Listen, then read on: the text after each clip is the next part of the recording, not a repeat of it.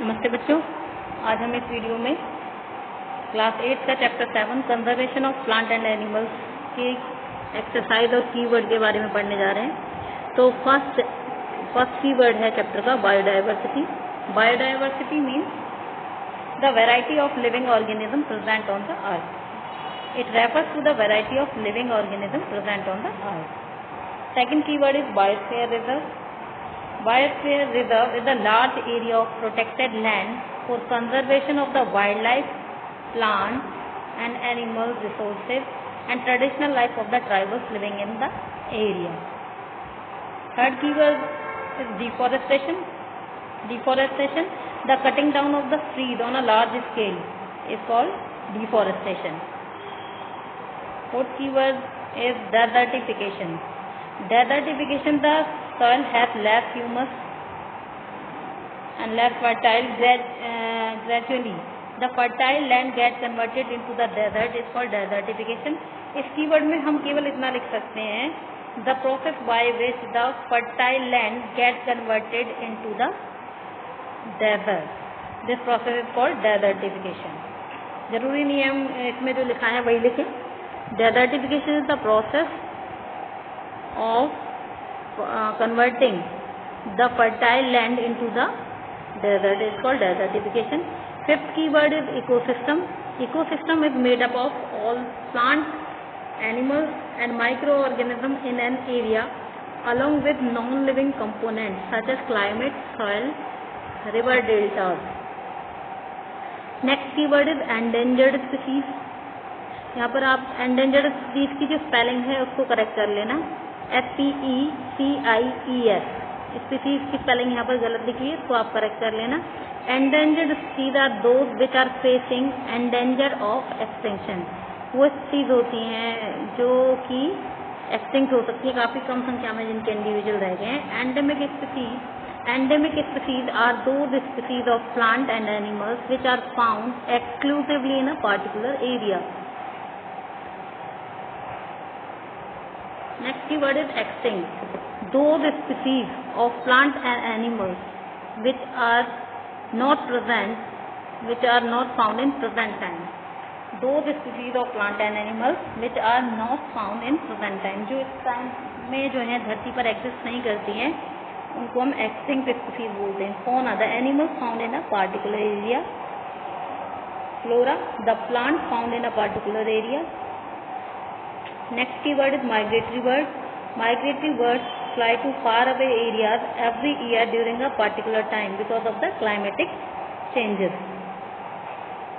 National park, area reserved for the wildlife where they can freely use the habitat and natural resources.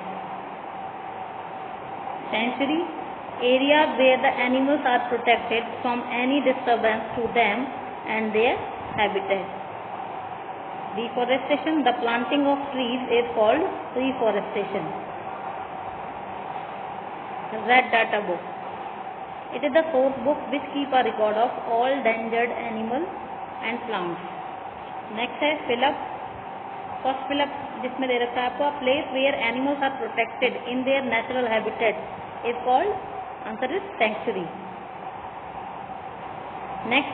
Next fill up is species found only in a particular area is known as endemic species. Endemic species, यहाँ पर endemic लिखा है, केवल आप species भी लिख देना, endemic species. See, migratory birds fly to far away places because of climatic changes. तो इसमें climate लिखा हुआ है, आप climate भी लिख सकते हैं और climatic changes भी लिख सकते हैं। नेक्स्ट है question number 2, differentiate between the following. Differentiate करना है, इनमें दो टर्म्स आपको दी गई हैं, वाइल्ड लाइफ सेंचुरी और बायोस्फीयर रिजर्व। तो wild life sanctuary are the area where the animals are protected from any disturbance to them and their habitat. Biosphere reserve are the large area of protected land for the conservation of wild life, plant and animal resources and their tribal life of traditional life of the tribals living in the area. Next है wild life sanctuary has smaller area, biosphere reserve has larger area. B part है question second का, zoo and wild life century में हमें differentiate करना है। तो first वही table की तरह हम एक तरफ जू लिखेंगे, दूसरा wild life sanctuary. Animals are kept in the cage is called zoo. यहाँ पर कैप्ड की स्पेलिंग आप KEPT लिखना, KEPT। Animals are kept in the cage, यानी पिंजरों में रखा जाता है एनिमल्स को, और वो एरिया क्या कहलाता है? जू।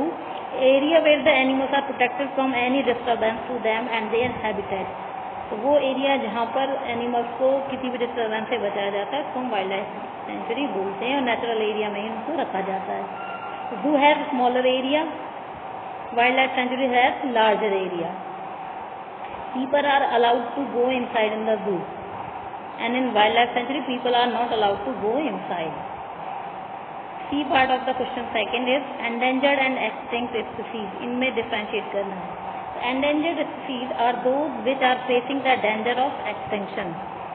Extinct species are those species of the plant and animals which is not found in present time.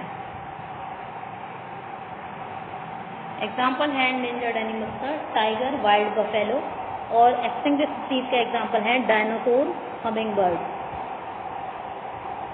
Humming bird आप मत लिखिएगा, आर्कियोप्टेरिक्स लिख सकते हैं। हमिंग बर्ड गलत इसमें लिखा हुआ है, आप आर्कियोप्टेरिक्स लिखिए इसमें, नहीं तो डायनासोर ही लिख दीजिए। नेक्स्ट है flora and fauna. Flora, the plant found in a particular area are known as flora. Fauna, the animals found in a particular area is called fauna.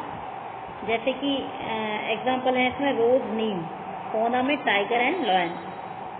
Question number third, discuss the effect of the deforestation on the following. यदि पेड़ों को काट दिया जाए तो जो आपको part दे रखे हैं उन पे क्या इफेक्ट होगा इसका। पहला पार्ट है वाइल्ड एनिमल्स। वाइल्ड एनिमल्स में किस तरीके का इफेक्ट होगा उनके ऊपर। The shelter of many animals are disturb, they may die due to not getting the natural habitat. Next, environment में किस तरीके का इफेक्ट होगा। The balance between the carbon dioxide and the oxygen is disturb and the amount of carbon dioxide will increase and result in global warming. Next है villages. Villages पर किस तरीके का इफेक्ट पड़ेगा यदि हम डिफॉरेस्टेशन यदि हो जाएगा तो। Villages are dependent on forest for food, wood, etcetera. If forest are cut, villager are will not get the necessary items. Cities पर किस तरीके का इफेक्ट होगा। अर्बन एरिया, सिटीज एक ही बात होती है। It cause flood and drought in cities. Next है अर्थ पर किस तरीके का इफेक्ट होगा। Global warming can increase the temperature of the earth atmosphere. Calamities like flood and drought increase. Next generation पर क्या इफेक्ट होगा डिफॉरेस्टेशन का। The next generation will not be able to see beautiful flora and fauna, they will not get clean and fresh air also. Question number 4, what will happen if we go on cutting trees? क्या होगा यदि हम लगातार पेड़ काटते जाएं। तो इसके बहुत सारे इफेक्ट होंगे। The earth will lose the top layer of the soil and it become desert. The balance between the oxygen and the carbon dioxide is disturbed. Third point is global warming will occur. Fourth point is flood and drought may arise. ठीक है, there are many other points या other effects of cutting trees. I have mentioned only 4 points. B part, the habitat of an animal is disturbed. यदि animal का habitat जो है रहने का स्थान उसको डिस्टर्ब कर दिया जाए तो क्या होगा। The animal will lose their protection and natural environment of living and may get extinct. C part, the top layer of the soil is exposed. यदि ऊपर की जो लेयर है वो हट जाए तो क्या होगा। When top layer of the soil is exposed, the soil will lose humus and become infertile and get converted into the desert. Next question number 5, answer in the brief. Why should we conserve biodiversity. We should conserve biodiversity number 1 to protect plant and animals from the extinction. Number 2, plant and animals are very useful for us in many ways, so we should conserve biodiversity. B part, protected forests are not completely safe for wild animals. Why? This is because some poachers have access to their areas and kill and hunt the animals for their purpose. C part, some tribal depend on the jungle. How? Answer is some tribal dependent on forest for their food, shelter and wood. Etcetera. D part, what are the causes of the consequences of the deforestation? And the causes of the deforestation are global. Causes of the deforestation, ये बेटा इसमें गलत लिखा हुआ है. Consequences of the deforestation आपको लिखना है. Consequences of the deforestation are global warming. आप इसमें से ग्लोबल वार्मिंग हटा दीजिएगा बेटा, ग्लोबल वार्मिंग गलत है इसमें. द कॉजेज ऑफ डिफॉरेस्टेशन में आप लिख सकते हैं increasing population, industrialization. Increasing population and industrialization are the causes of the deforestation. Global warming आप मत लिखना है इसमें. कंसिक्वेंसेज ऑफ डिफॉरेस्टेशन में आप ग्लोबल वार्मिंग लिख सकते हैं. कंसिक्वेंसेज में आप ग्लोबल वार्मिंग लिखिएगा. तो consequences of the deforestation में आप लिखिएगा. First is global warming, second the earth will lose the top layer of the soil and it become desert, and third the balance of the oxygen the carbon dioxide is disturb. ठीक है. और flood and drought may arise. Next is what is red data book. Red data book is the source book which keep the record of all the endangered animal and plant. ये आप keyword में भी कर सकते हैं, जरूरी नहीं है आप इसको रिपीट करें. What do you understand by the term migration? Migration is the phenomena of the movement of a species from its own habitat to some other habitat for a particular time period every year for a specific purpose like breeding.